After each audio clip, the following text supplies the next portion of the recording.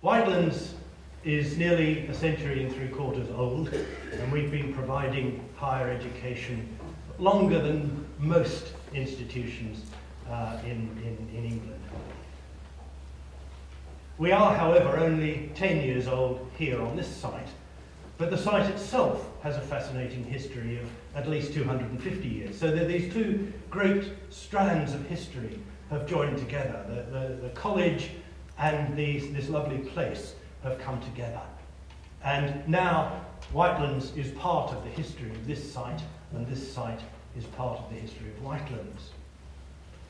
And of course, one of the great historical treasures of this site is that for about 100 years it was a Jesuit seminary, and while it was a Jesuit seminary, the great, remarkable, innovative, poetic genius Gerard Manley Hopkins was here. He was a seminarian here first, in fact was ordained at the St. Joseph's down the road, and then later came back as a teacher. And because he is part of the history of this site, we are claiming him now as part of our history. We are, however, emphasizing the poetry, because as I was going through archival records to write a little essay, which you'll see in the front of the booklet that you were given, I discovered that Hopkins was regarded as an extremely bad teacher. So we'll keep quiet about that side of his activity, and we'll do that for him. But let him stand in all his majesty as a poet. So welcome to you all, and I hope you really appreciate spending an evening here at our second annual Hopkins Lecture. I'd like now to hand over to Gabby Meadows from Poet in the City, who's going to say a few words. Thanks, Gabby. Thank you, Mark. As Mark said, I am Gabby Meadows from Poet in the City, and it's a great pleasure for us to be here as well this afternoon for the second Gerard Manley Hopkins Lecture with Rowan Williams. For those of you who don't know us, Poet in the City is a charity which makes new connections for poetry and promotes a love of poetry among new audiences. We are really delighted to have been able to support this lecture with Roehampton University. It's part of an ongoing partnership with Roehampton, the next stage of which will see Poet in the City taking part in a joint internship programme with the university, offering placements in the arts for 3 new graduates. We're recruiting for these now, and would absolutely love to hear from any students or lecturers if you'd like to know more about that. We are very excited to be working also with the new Roehampton Poetry Centre and collaborating on, we hope, future events with the directors David Harsett and Fiona Sampson, both of whom we know are great friends of Poet in the City. So we look forward to future collaborations, and if you would like to stay in touch with Poet in the City and with the internship scheme, please do fill in your feedback forms, which will be outside the hall today. Thank you.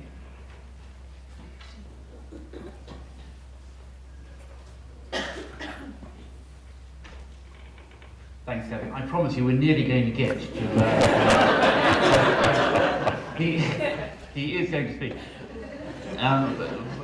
For those of you who don't know me, I'm Paul O'Prey, the Vice Chancellor of the University, and it's my delight to welcome you and to welcome our very distinguished speaker. When I came to Roehampton, I was delighted to find out about this connection with Gerard Manley Hopkins, and I was very keen to celebrate that link in some way. Hopkins is somebody I got to know as a student, and loved him immediately. I have to say, he's one of the writers that stayed with me. Not every person I studied at university stayed with me in that way, but Hopkins certainly has.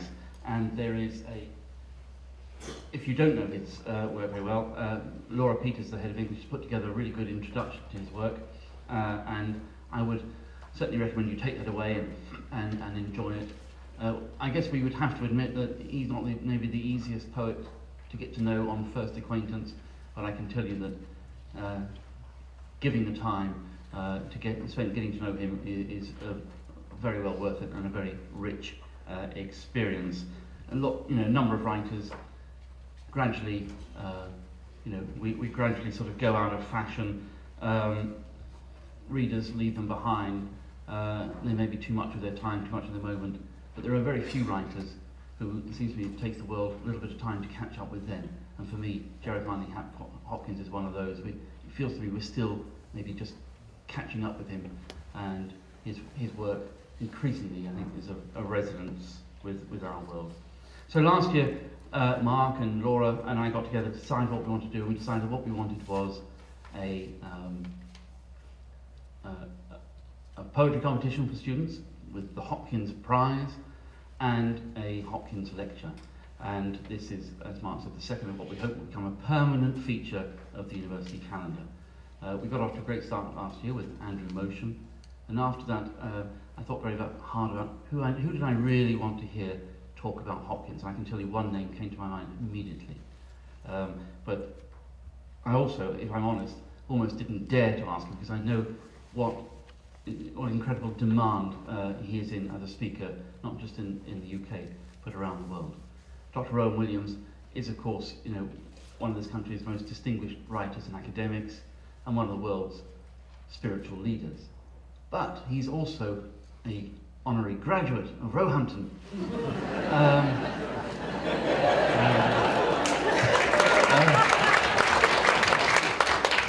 And I know he is a great friend to universities, and to this university in particular. And having read his poetry, and in fact recently heard him read his own poetry, I also suspected, like me, he might just be a fan of Hopkins. And so I did write to him, and I was delighted that very quickly got a delightful letter saying he'd be very pleased to give the Hopkins lecture. And I have to say, in my letter I said, you don't necessarily have to talk about Hopkins. We'd be very delighted if you talked about anything. And I was really pleased, and he said, no, I want to talk about Hopkins, so that's great. So, Rowan really doesn't need any introduction from me, but his writings on theology, spirituality, philosophy, literature, they are held in the very highest regard. He's an exceptional poet. He's had a distinguished career as an academic, both at Oxford and Cambridge, and now back at Cambridge, as well as, of course, in the church. In 2002, he became the 104th Archbishop of Canterbury, as well as the first Welsh successor to St Augustine. After 10 years, he stood down as Archbishop, became the first Lloyd Oystermouth, as well as the 36th Master of Magdalen College, Cambridge. I got that 36th from Wikipedia, I hope it's right. But I'm pretty confident in suggesting that he is the first of any of them who held any of those posts to put his knowledge and his sensitivity and expertise to address the subject of Gerard Manley Hopkins and Dylan Thomas. So please welcome Dr. Rowan Williams.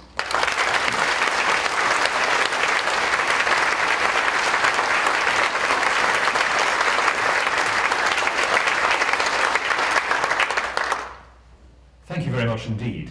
It's a great pleasure to be invited here, and a great pleasure to be invited to speak about Hopkins, and Hopkins in relation to another very significant figure. It is, of course, open season on Welsh poetic centenaries. Hardly have we recovered from R.S. Thomas's centenary last year, then we're plunged into Dylan Thomas's centenary this year.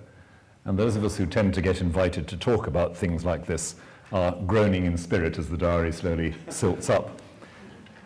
And yet, Dylan Thomas is very precisely one of those people to whom reference has already been made, whose reputation has gone spectacularly up and down over the years. Somebody whose readership, whose public, has not been consistent. As the centenary gets underway, it is, I think, an opportunity to assess Dylan Thomas perhaps a little bit more fairly. My own encounter with Dylan Thomas, I think, reflects exactly that progression. As a schoolboy in Swansea, I was, of course, exposed to the Dylan Thomas myth in all its force and was taught English by somebody who'd been at school with Dylan Thomas, and never let us forget it. And as a poet, I began, as so many poets do, by writing endless second-rate, third-rate imitations of Dylan Thomas. When I later on discovered other poets in the modern canon, Dylan Thomas seemed at first rather facile. Isn't it all too musical, too fluent, too magical, too incantatory? And getting to know Hopkins at around the same time in my 20s made me cautious of writing off Dylan Thomas too hastily, because the parallels are in many ways very obvious. And over the years I've come back to an appreciation of quite a lot of the Dylan Thomas canon in a fresh way. And what I'm going to offer this evening is some thoughts on, well, I ventured the title Sense and Sensuality in the two poets, by which I intend to be undertaking some reflection on the way in which both of them construct and shape their poetic voice with intensely material and sensuous imagery. For many readers of Hopkins, it can be almost an uncomfortable thing that his imagery is so deeply sensual. I'll give some rather marked examples later on. You might expect it from Dylan Thomas. You don't necessarily expect it from a Jesuit. Though, who knows? But my argument, if there is one, in this lecture, is that they have quite a bit in common beyond simply the range and tone of their rhetoric. I believe that they're both trying to use these strongly physical terms to convey a sense of what the self is, before God as well as before others. Now, the sense in which Dylan Thomas can be called a religious poet is still very, very much debated. He himself famously said in the foreword to his collected poems that his poetry was written for the love of man and in praise of God, and I'd be a damn fool if it wasn't. But his own personal attitude to conventional religion was uneven, let's say. He wasn't what you call a conventionally pious person. And yet, in his last years in Larne, he was to be seen fairly regularly sitting in the back at the 8 o'clock Mass in the parish church. Not a communicant, but a meditant, as you might say. Somebody who wanted to be in the neighbourhood of the language of faith. And I think that formula tells you something about the kind of religious poet Dylan Thomas is. He wants to be in the neighbourhood of the language of faith. He doesn't entirely own it, but he doesn't repudiate it. He uses it for sometimes conventional and sometimes very, very unconventional purposes.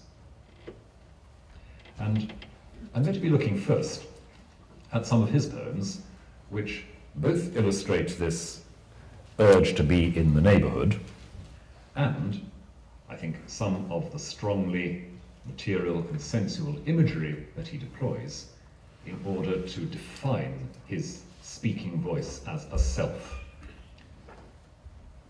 Some superficial commentators on Dylan Thomas say it's all about sound and not about sense. And he could give some very marked hostages to fortune in that respect. But I would maintain that that is, at best, a half-truth and a very misleading one. He's certainly enormously fluent, enormously musical, and so long as you don't ask too closely what it all means, it sounds wonderful. Like many people of my generation and my background, I was brought up on poems like "And Death Shall Have No Dominion." Indeed, recited it at school concerts.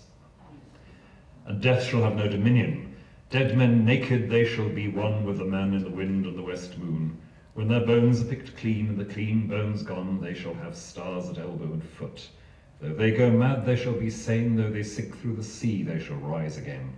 Though lovers be lost, love shall not, and death shall have no dominion." Wonderful and hypnotic, and it doesn't stand up all that well to close analysis. It is a performance, a musical piece. "Do you not father me, nor the erected arm for my tall tire's sake cast in her stone? Do you not mother me, nor as I am the lover's house lie suffering my stain? Do you not sister me, nor the erected crime for my tall tire's carry as a sin? Do you not brother me, nor as you climb adore my windows for their summer scene?" Who knows? But that is what some people regard as quintessential Dylan Thomas, and it is, I think, fundamentally, a form of brilliant, compelling, bardic showing off. But I think that overall, Dylan Thomas's poetry seeks to do something much, much more interesting. It does seek to make sense.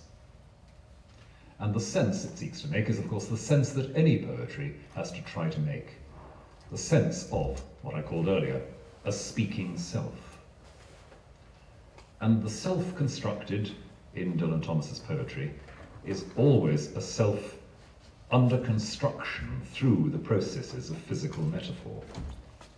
Emotional interchange is, for example, dealt with very forcefully under the rubric of physical metaphor.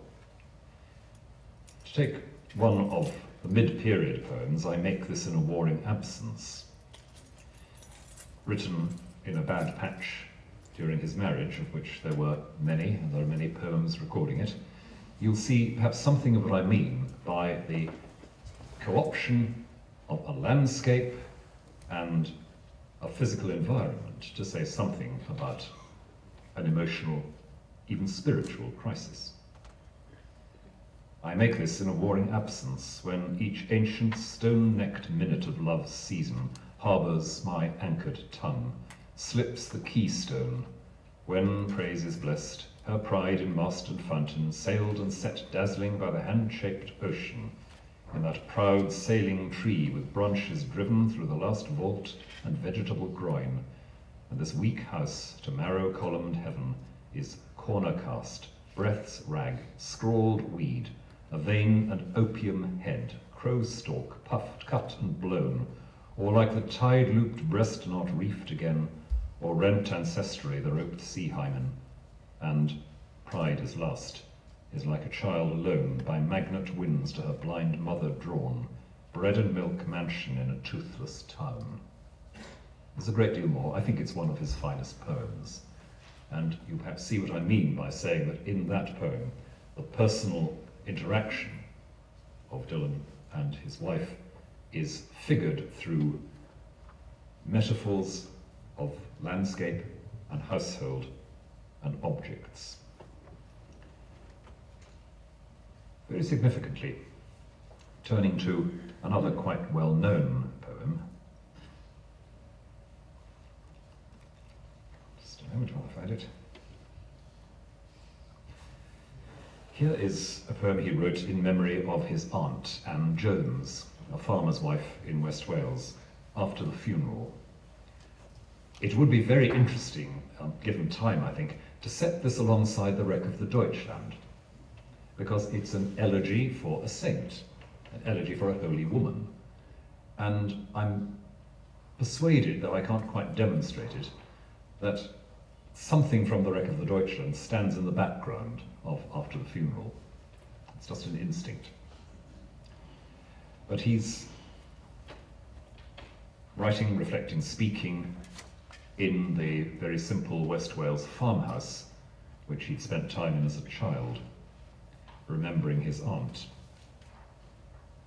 After the funeral, mule praises, brays, wind shake of sail-shaped ears, muffle-toed tap-tap happily of one peg in the thick grave's foot, blinds down the lids, the teeth in black, the spittled eyes, the salt ponds in the sleeves, morning smack of the spade that wakes up sleep, shakes a desolate boy who slits his throat in the dark of the coffin and sheds dry leaves. It breaks one bone to light with a judgment clout after the feast of tear-stuffed thyme and thistles in a room with a stuffed fox and a stale fern. I stand, for this memorial's sake, alone in the snivelling hours with dead, humped Anne, whose hooded fountain heart once fell in puddles round the parched wolds of Wales and drowned each sun. That's part of a very moving and very finely crafted elegy for this simple West Wales nonconformist farmer's wife. And you'll see again the use of the household landscape, the stuffed fox and the stale fern, the physical imagery about the personality he's reflecting on, the hooded fountain heart. A very potent image, I think, the hooded fountain heart falling in puddles. And at the very end of the poem, the hewn voice gesture, and psalm. Storm me forever over her grave, until the stuffed lung of the fox twitch and cry, love, and the strutting fern lay seeds on the black sill. A superb resurrection image at the end of the poem. But meanwhile, Anne has become the hewn stone, has become her own memorial. Her voice, gesture, and psalm together, hewn, carved out, standing there and waiting for the resurrection until the stuffed lung of the fox twitch and cry love.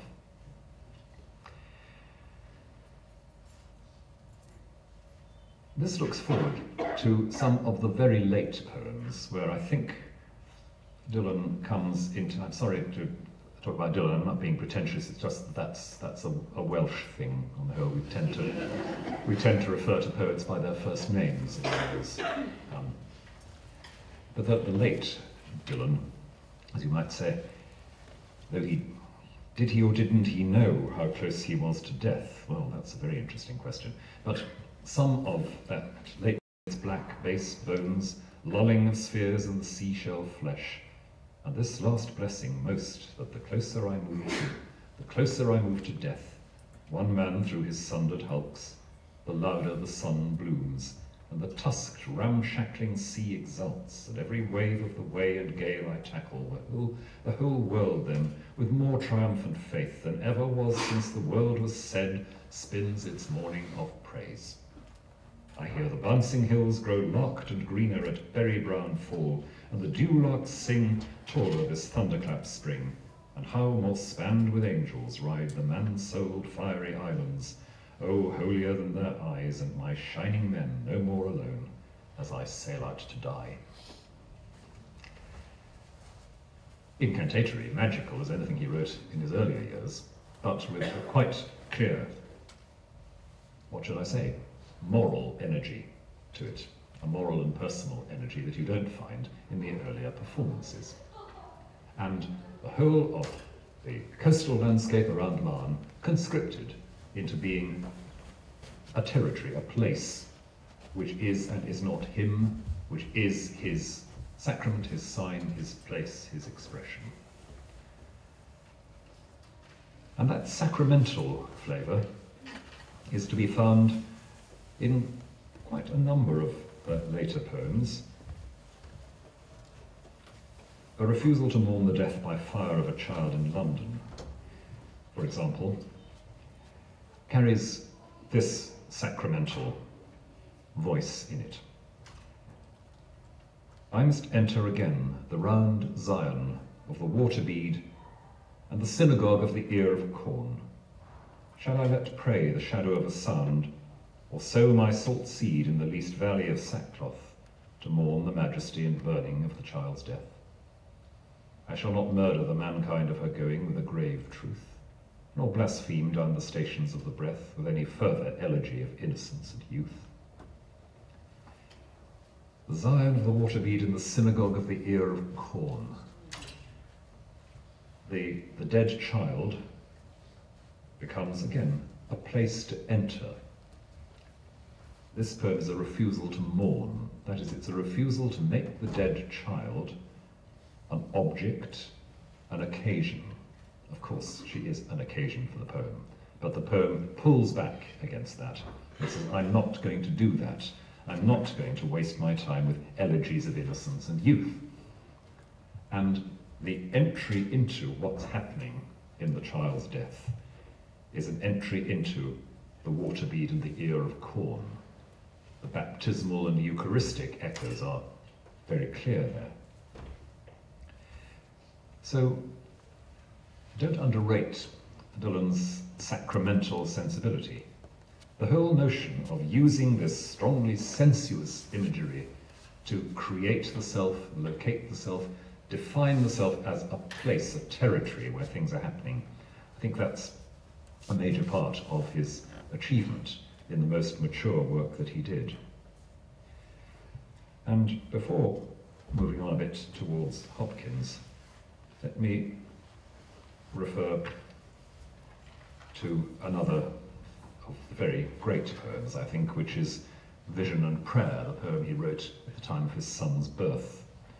This is one of those pattern poems where the influence of George Herbert is quite clearly in evidence in the background. That's to say, the first half of the poem is written thus, as a diamond, opening from a single syllable to a midline of 1, 2, 3, 4, 5, 6, 7, 8 syllables, and narrowing to the one again, with the rhyme scheme reflecting that, and then turning into a cross or chalice shape in the second part, where there's a transition from the reflection on the mysteriousness, the human mysteriousness of the birth and its challenge, into a very disturbed and disturbing second part, which is, as it were, an enacting of the fear of birth, the fear of being born, the fear of the new, the different, the fear of pain, and becomes a prayer, as the title suggests,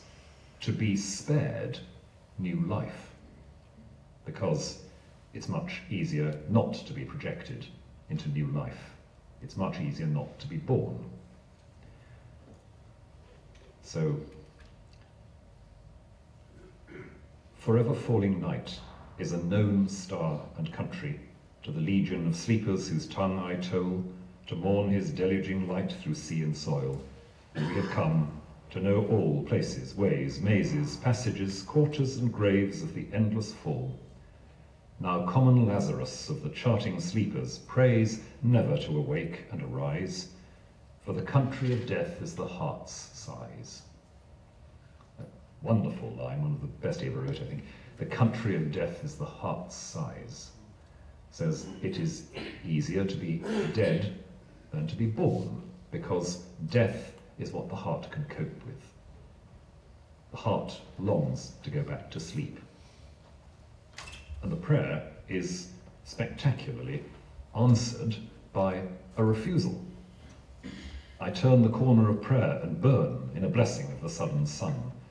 In the name of the damned, I would turn back and run to the hidden land, but the loud sun christens down the sky. I am found. I am found. And that is, if you like, the point of transition and what I want to reflect on, because what Dylan Thomas is talking about here is the I that is found, the self that is uncovered in the moment when the complex life of the flesh, so complex that we'd often prefer not to have it or to dissolve ourselves, the complex life of the flesh, for a precarious moment, is actually soaked with meaning, with self, with identity. And the intensity of the physical imagery helps us to see that. The sensuality of the imagery is about how this complicated fleshly bundle becomes the carrier of real meaning, real selfhood. And to talk about becoming the carrier of real selfhood does take us on very obviously to Hopkins, to the Hopkins of, well, any number of poems, but let's just take one or two to get started.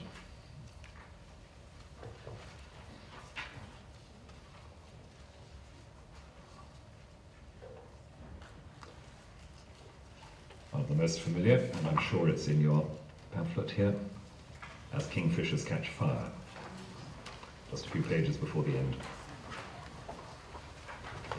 You might like to take your pew Bibles and follow.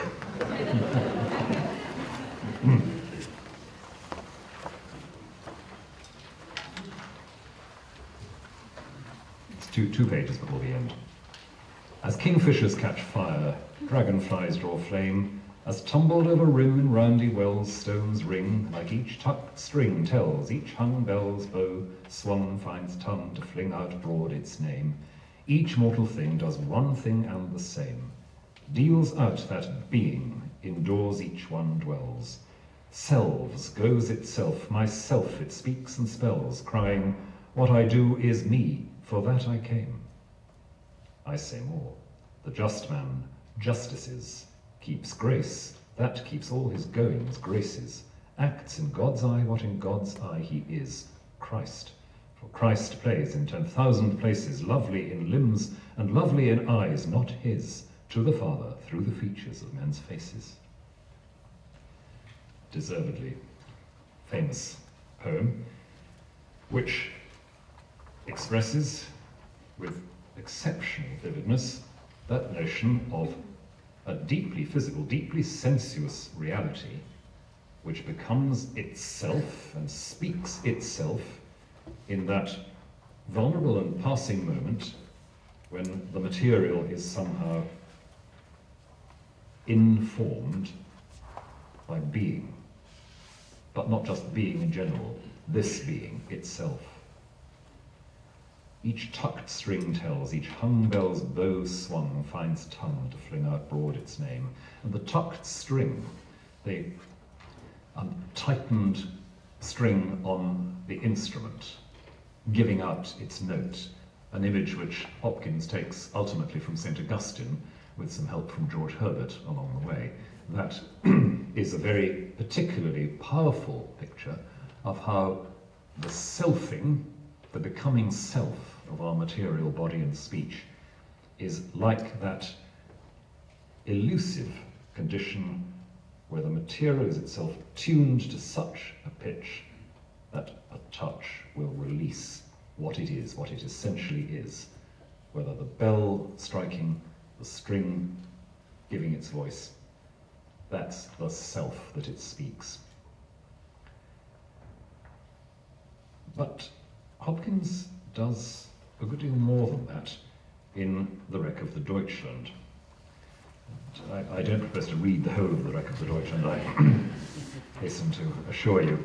But those themes of selfhood in us, in our material body, as it were, building to the point where release happens, those are themes which recur more than once in the early and the later parts of The Wreck of the Deutschland. And I just want to point to one or two places where it's particularly forceful. Here is the 7th stanza of the Deutschland, and that, of course, is it's around the middle of your pamphlet. And stanza 7, to start with. It dates from day of his going in Galilee, warm laid grave of a womb-life grey, manger, maiden's knee, the dense and driven passion and frightful sweat, thence the discharge of it, there its swelling to be. Though felt before, though in high flood, yet what none would have known of it, only the heart, being hard at bay, is out with it. Oh, we lash with the best or worst word last, how a lush-kept, plush-capped slow will mouthed to flesh burst, gush, flush the man, the being with it, sour or sweet, brim in a flash, full. Hither then, last or first, to hero of Calvary, Christ's feet. Never ask if meaning it, wanting it, warned of it, men go. The dense and the driven passion, sheer pressure, even with Christ's humanity, brings out what he most essentially is. And it is discharged. It swells to be. And I think that's what the grammar is about there. There it's swelling to be. It swells up and, as it were, bursts into being. Though felt before, you wouldn't have known it. When it's hard at bay, when it's under ultimate pressure, it explodes into reality. And he then, in the next stanza, gives you this perhaps very slightly overdone image of the lush-kept, plush-capped slow, mouthed to flesh burst, which has to be one of the most nakedly sensual lines in the whole English poetry, I think. It's almost as marked as Christina Rossetti's Goblin Market. That's another story. And what he's talking about is something strikingly close, we have to be careful, to orgasm. There is the deferral of discharge, the deferral of pleasure and release, and then release happens, and the essential, the true, gushes forth. Flush the man, the being with it, sour or sweet, brim in a flash, full. The sense of physical constraint worked through in the words themselves, in the very tension and consonantal complexity of the words, shows how, under pressure, a pressure which both pushes and defers, something is coming to release, and what is released is the self.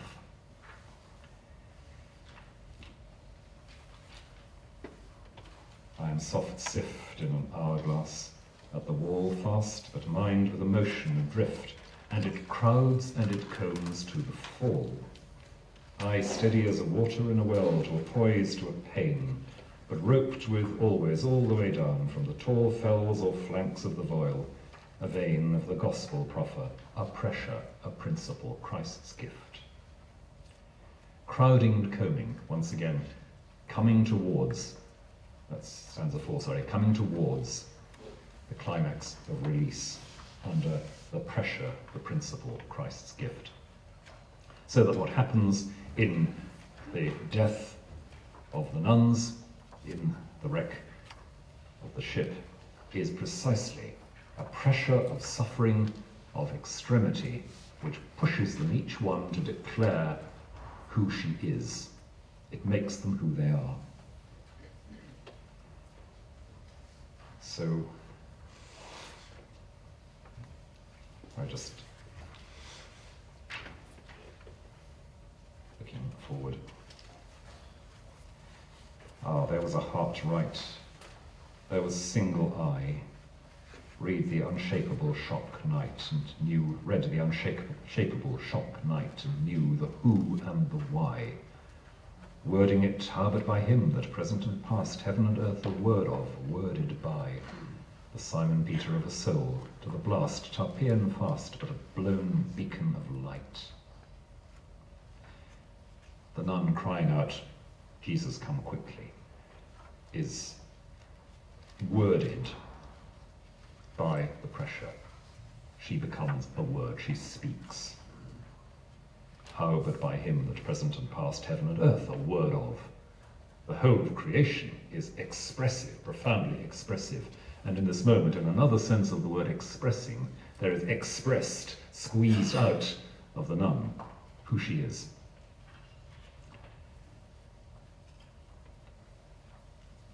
So, Hopkins, like Dylan Thomas, wants us to think of our very selfhood as that which comes to birth in a pressure which the pressured language of poetry acts out and embodies.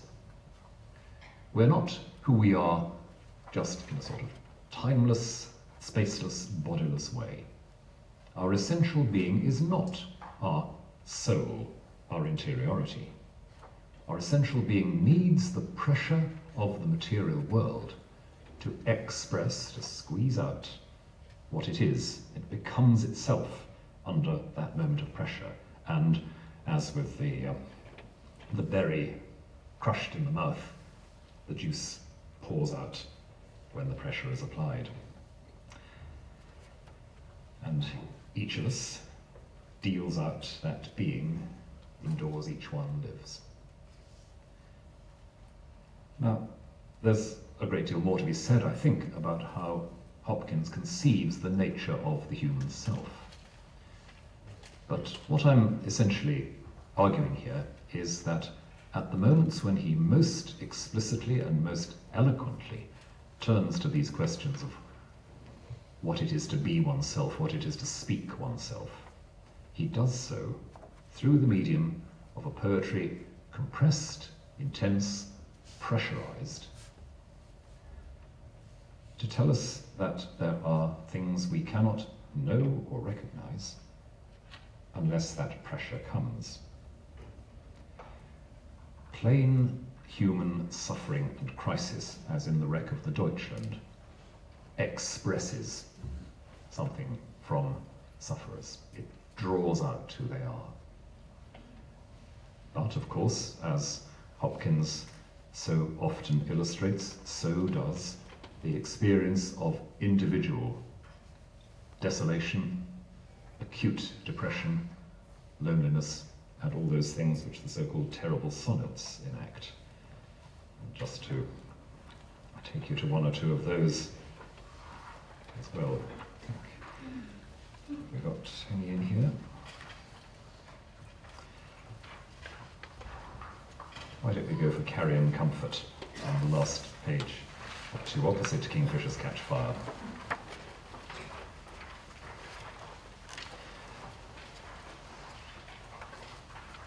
Not, I'll not carry in comfort despair, not feast on thee, not untwist, slack they may be, these last strands of man in me, or most weary cry, I can no more. I can something, hope, wish day come, not choose not to be. But oh, thou terrible, why wouldst thou rude on me thy ring-whirled right foot rock? Lay a lion limb against me, scan with darks and devouring eyes my bruised bones, and fan, oh, in turns of tempest, me heaped there, me frantic to avoid thee and flee. Why? That my chaff might fly, my grain lie sheer and clear. Nay, in all that toil, that coil, since, seems, I kissed the rod, hand rather my heart, lo, lapped strength, stole joy, would laugh, cheer whom, though? The hero whose heaven-handling flung me, foot trod me, or me that fought him? Oh, which one? Is it each one? That night, that year of now done darkness, I, wretch, lay wrestling with my God, my God. Probably his most profoundly disturbing, searching and moving poem from the experience of profound depression, and it's full of material very pertinent to what we've just been talking about. Notice at the beginning that he's not going to untwist the strands. They're slack. They're not tucked strings any longer. They're not tuned nicely so that they give out who and what they are, but he's not going to untwist them. He's not going to let them go. And he's not going to say, I can't, because I can. Even not choosing not to be, not choosing to die, is an act. And then follows this very, very complex passage, which, in a manner, I suppose, worthy of a George Herbert, protests violently about the hero whose heaven-handling flung me, foot trod me. Who do you cheer? Who do you support in this grim story of conflict and loss? Do you support the, as the poem creates it, the bullying authority of an apparently compassion-free God who marches in trampling down, or do you support the resistance of the suffering soul? And Hopkins says, well, probably both. Because neither of those is an accurate reflection of what's going on. But in that year of now done darkness, I, wretch, lay wrestling with my God, my God. A Herbertian touch, yet again, as at the end of I struck the board and cried no more. Methought I heard one calling child, and I replied, my Lord. Hopkins does very much the same thing here. But the willingness of the self to run from new life, just as in Dylan Thomas's Vision and Prayer, is there. Me frantic to avoid thee and flee. And the foot of reality, so to speak, comes down on the poet, pressurizing up to that last definitive, my God. So, not only the catastrophe of the wreck of the Deutschland, but the private spiritual catastrophe of spiritual desolation, the pressure that brings things out, and finally, I think, what Hopkins is implying in all this is that the pressure of the words you produce in poetry, language put under strain, which is part of what poetry is that too is a way of speaking what you are. And an authentic poetry presses and squeezes, expresses selfhood in just the way that the soul in suffering expresses selfhood. Now, for all the echoes, and there are many, in the style and register of these two poets, they are significantly different. You will have gathered from the material I've read just how much they can at times sound like each other. And that's not just because they're both being read by somebody from Swansea. They sound like each other because the extraordinarily skillful and subtle management of stress, Hopkins's great achievement, the very careful deployment of the chimes of vowels as well as consonants, vowel placement in both of them, I think, is one of the most fascinating and impressive aspects of their poetry. All of that, yes, they have in common. They are both astonishingly kind to the reading voice, in a way that not every poet is. But the differences are, of course, there. And while both of them seek to enact what the self is through this pattern of physical tension and release, creating and dissolving pressure, it's clearer, obviously, for Hopkins that this clenching and unclenching, this creating and releasing of pressure, is something connected with the pulse, as you might say, clenching and releasing the pulse of God's own action. Dylan Thomas clearly finds it harder to say anything so unambiguous about how and where God is involved in this. And yet, as I said at the beginning, he's a poet who can't get away from the neighbourhood of religious language, and will use it again and again as a way of pointing beyond the mere human activity of constructing verse. Something more is going on, Dylan Thomas believes, in his poetry than just the creation of musical sound. He is attempting to enact, just like Hopkins, who he is, what he is. He's writing for the love of man and in praise of God. He's writing about coming to life and all the things in humanity that resist coming to life. And he looks for a grace that is half-sensed, half-experienced, gestured at, and sometimes embodied. That's part of what gives him his own distinctive importance, I would say, and attraction. So, to sum up,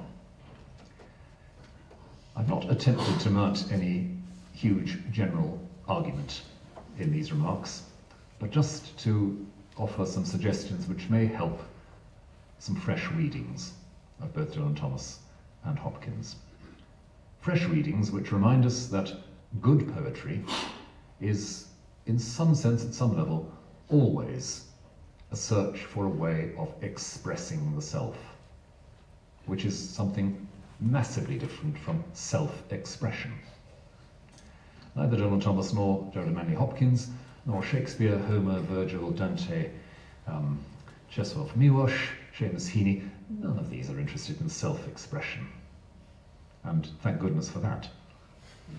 But they are all interested in expressing the self, because poetry is there to lead us to an awareness that there is that in us which can only be expressed, put out there, by the pressure of language and reality. We become ourselves through that difficult, almost unbearable moment when what we think about ourselves and how we picture ourselves is disciplined, perhaps even dissolved, by pressure. A pressure that makes us truthful. And if we're not going to have the experience of crisis, shipwreck, or whatever, well, we need to put some pressure on ourselves. We need to read and to write poetry so that we're capable of becoming selves. That, I think, is one of the things that Dylan and Gerald Manley Hopkins alike have to say to us. One of the things that all good poetry, as I say, has to say to us. And for Hopkins, explicitly, and I'd venture to say for Dylan Thomas, implicitly, that is, strange as it may sound, a means of grace and a hope of glory. Thank you very much.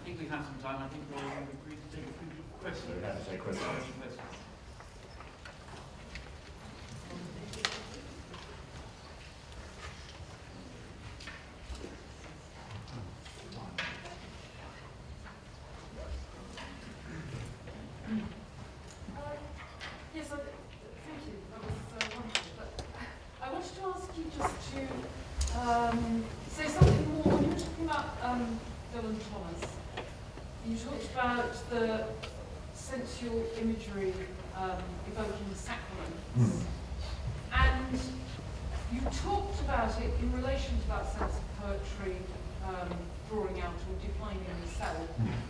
And I wasn't quite sure what the connection was there. I wonder if you could just say a bit more about that. Right, let me try and draw that up a bit better. Dylan was fascinated by sacramental imagery. Not only in that poem that you find reference, there's also a quite well-known poem called This Bread I Break, which is very, very clearly Eucharistic in its focus. And I think the fascination comes from, this is what I was trying to suggest, comes from his awareness that there are moments in the life, the history of the material world, where a sort of fullness or transparency of meaning is just there, embodied. Sacraments are all about those moments of clear embodiment. Here in the broken bread and the poured out wine, in the round bead of water, here are those bits of the world charged with what they ought to be charged with, open to what they need to be open to.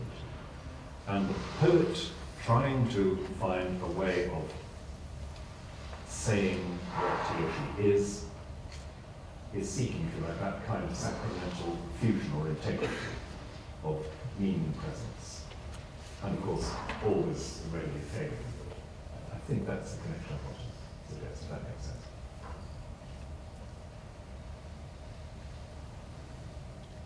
Do you think that suffering is necessary for salvation?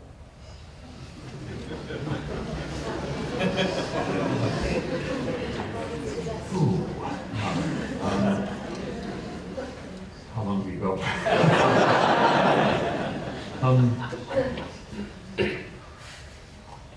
I'm going to be hideously Episcopal and Anglican and say yes and no.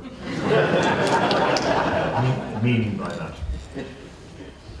If you start by saying suffering is necessary for salvation, and you say it from outside the experience of suffering, the experience of the sufferer, and you say it as if God were designing a world in which God said, I know what would be good for them, a bit of suffering, then I'd say no, forget that.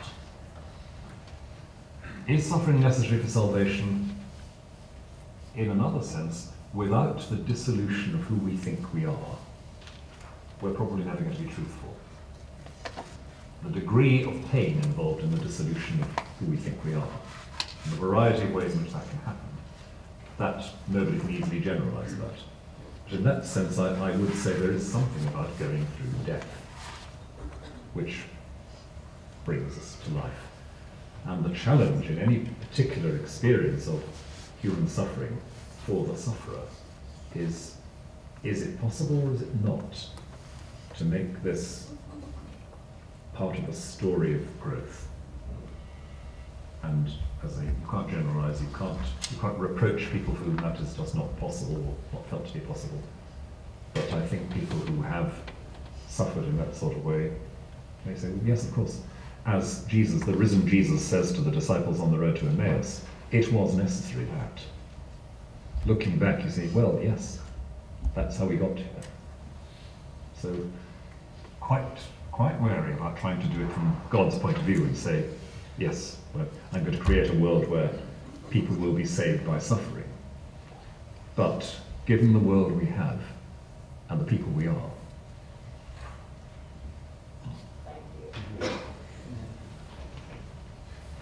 yes. I was wondering when we were talking about the pressure of language producing poetry, whether theological language or the language of religion also needs a similar pressure, and possibly the pressure bordering on atheism or heresy in order to bear fruit rather than sitting comfortably in orthodoxy. Yeah. That's a very good question, I think. And my short answer is yes there. I think that what we call heresy is always, throughout the history of the Church, a moment where a comfortable and slightly confused conventional belief is forced to ask, does this make sense? And that's a hugely important moment. And when I used to be a proper scholar or something like one, I wrote a long and dull book on 4th century heresies, in which I tried to argue something of that about the doctrinal crisis of that period. It brought people up short and said, well, do we know what we're saying? That's one kind of pressure. The pressure of, you talked about the pressure of atheism. I think the pressure of skepticism and attack on conventional religious positions, again, is always going to drive us to a kind of purifying or stripping or concentrating of what we really mean. I think it's very important that we have the Dawkinses and the Hitchenses to push us and not let us get away with things, even if at the end of the day we may find ourselves saying, as I frequently do in debates with people like that, oh, I don't know, I can't answer that, I just know that's not quite where we are. We need that. And I'd also finally say that there's a very important role in religious language for odd and extreme forms of religious talk that make us think twice. We're getting a bit better at it, but there was an era when the ideal for public liturgical language, the public worship of the Church, was clarity and transparency and economy. And that's all very well, but I think the sheer oddity of a lot of the language of worship, the deliberately placed strangenesses, that can make us think. One of the things I love about Charles Wesley's hymns is that they're full of very odd, very striking images. In vain the firstborn seraph tries to sound the depths of love divine. We need a bit of a shock, we need a bit of an expansion of imagination. So my ideal pattern, if you like, for religious language is a lot of silence and a lot of very extravagant language. And in between, it'll look after itself. But not clarity and economy. Yes. I think it's a follow-on question from what you've just been saying. But it was when you were talking about the complexity of the human existence, really, and the sense of pressure from, I think you said the encounter with the world, really. You didn't use the word world, but the encounter with physical surroundings, and the pressure to squeeze out the essence, really. I just wondered if you could say more on that. Thank you. Two things, I think, going on in what I was reflecting on there, especially in relation to Dylan Thomas. I think in Vision and Prayer, What he's saying is something like this, always very dangerous to paraphrase poets, but let's have a go. The birth of his son, the pain and the blood going on in the next room, as he writes, the arrival of a new life, makes you realize that engaging with the world as it is costly. You can't draw a line and say that's enough. You've got to go on growing. And that is a pressure which a lot in us would like to step back from. We'd like to draw the line and say that's enough reality, thank you. But here's this poor kid being born in the room next door, who reminds us that it's a new life starting in blood and shouting, and it's not going to get any better. And do we or don't we want to go there? And at the end of that poem, the answer to the prayer, as I thought, is, in effect, God, or something, saying to the poet, no, I am found.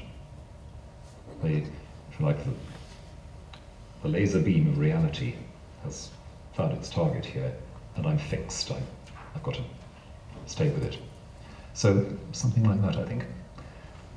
Encountering reality, engaging with an uncontrollable, perpetually difficult reality is human. And it's in that engagement that we find who we are. We are pressed to be.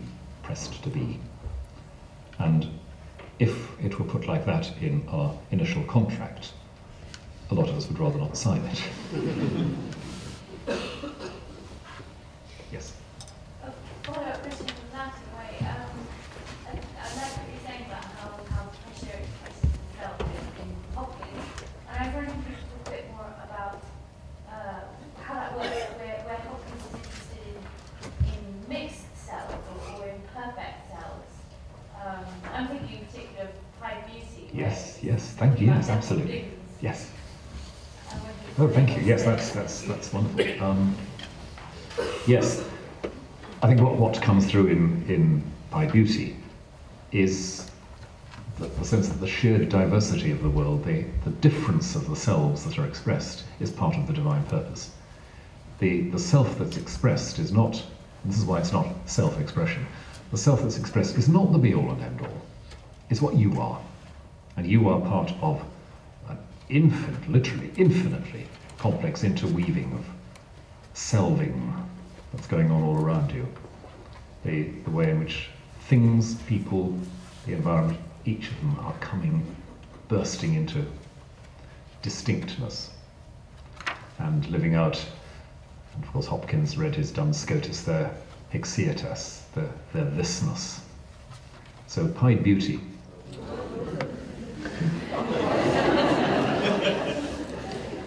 The alternation of dark and light.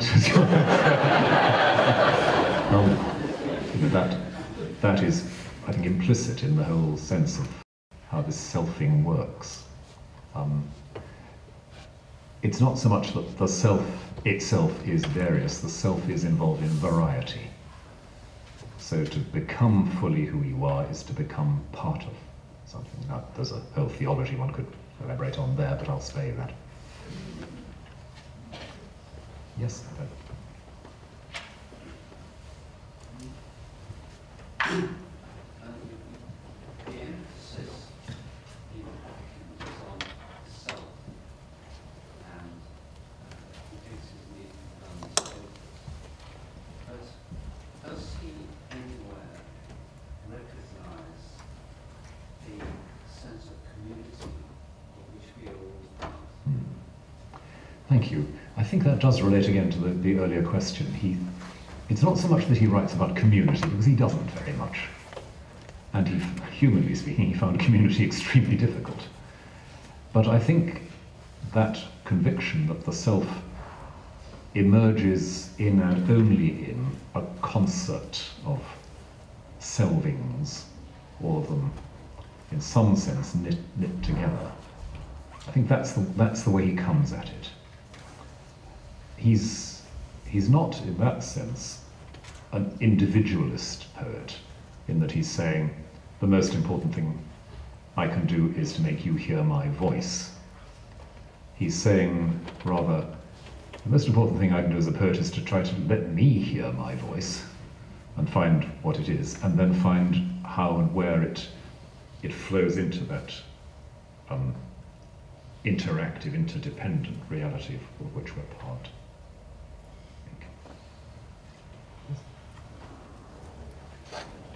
Yes, I was, well, first of all, thank you for your talk. I was thinking when you were talking about pressure of Flannery O'Connor and how she speaks of the moment of grace being a moment of violence, one that is, for one of your phrases, a pressure towards the critical. And then you mentioned that this could be seen as a form of grace, and I'm wondering how, maybe if you could comment a little more on what Hopkins' notion of grace is, and if he ever comes to a sense of his own suffering as a form of grace. Well, thank you, and thank you for the allusion to Flannery O'Connor, who's one of my heroines. I suppose that the poem I read towards the end, the Carrying Comfort text, has something of that in it. But it leaves it very open. It's as if Hopkins is saying something like, if I could see this as grace, this is how I would see it. I'd see it as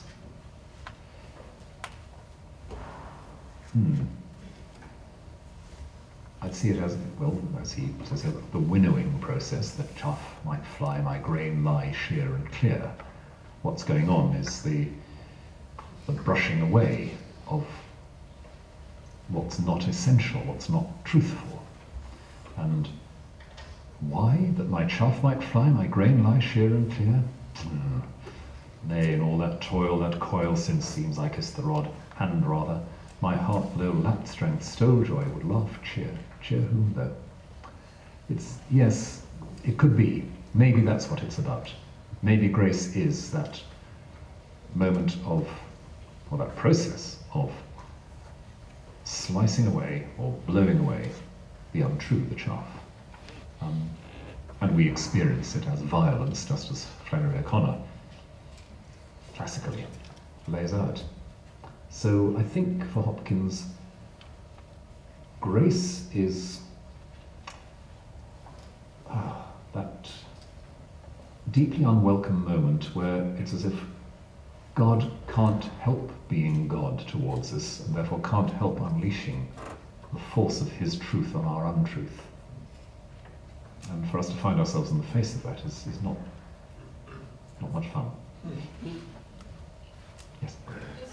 Does that lead us to the Binzer Hopkins when he talks, when he says strokes of Sorry, can't hear. Sorry. References to Binsey Poplars, which is also in the booklet. At the end, strokes the public unsettled, sweet as a special scene. Such a really good poem. Yeah. Yes. Strokes of havoc unsolved. Yes, and I think that could be. I'm not sure I'll need to read it, but I think it's a good idea. I'll get back to it. Yes, yes. Yes, selving and unselving, as it were, fitting together there. In the wing novel, in the second part, there's that piece about buckle and the fire that breaks from the men, a billion times told lovely and more dangerous. Is that in the pressure of abandonment and crucifixion, Christ expresses the self of God? No, I like that. I think that's very, and the fire that breaks from thee, then in the buckling, then sort of crushing, again, the clenching and releasing moment. But what's released is more than what was there before. It's not just then, the fire that breaks from me, then, a billion times told, lovelier, more dangerous. Absolutely. One more? One more? Take us, yes. If your self is extruded by the pressure of reality, how important is it then to be able to express it yourself? How is that necessary as it was to complete the process? I'm thinking of some conditions of life rob us of the ability to express ourselves, or you may just be no good at poetry. Yes. Yes. There are any number of ways of expressing, I think.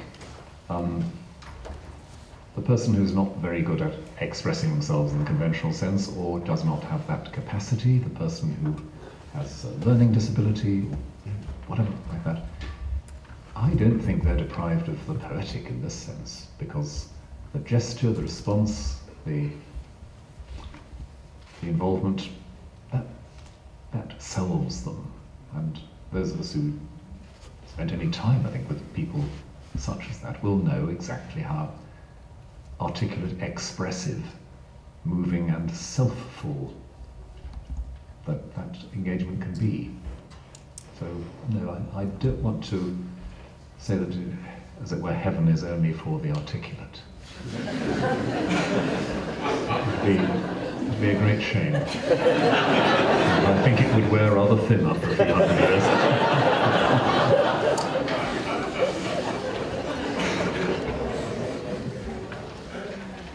Right, thank you very, very much indeed. I mean, what a fantastic talk.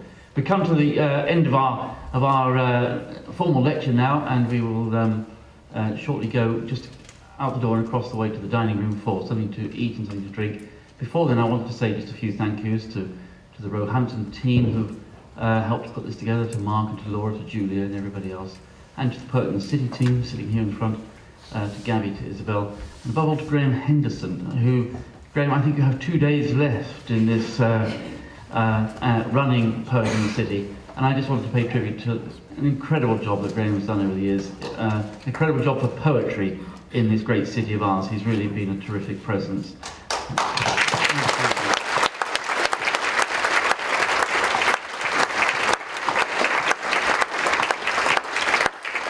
I think Graham's not altogether abandoning us, and he's going on to very interesting work with Verlaine and Rimbaud and things. And we want to congratulate Isabel for taking on the role of leading Poet in the City, and it's a great partnership that we have with them.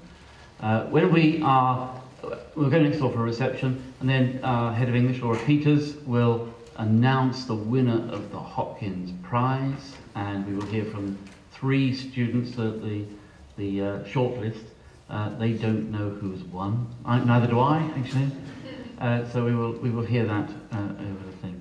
But let me say again an enormous thank you to Dr. Rowan Williams for a striking, inspiring lecture.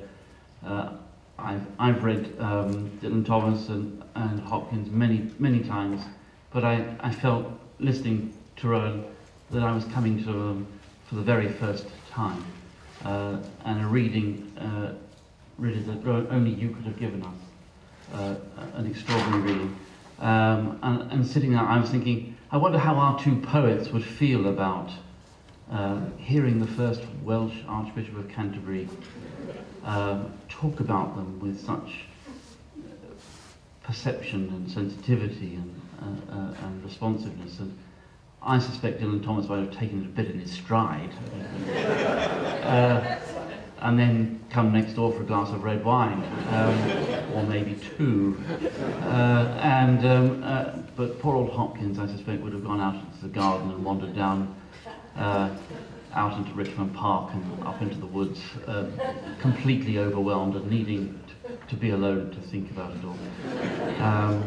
So we will go next door, and I think, Rowan, you will join us, and as is shown from those questions, you've given us so much to think about and talk about, and I'm sure Rowan is prepared to carry on some of those conversations later. Let's enjoy a drink with Rowan, with Dylan, but let's not forget poor old Hopkins out in the rain.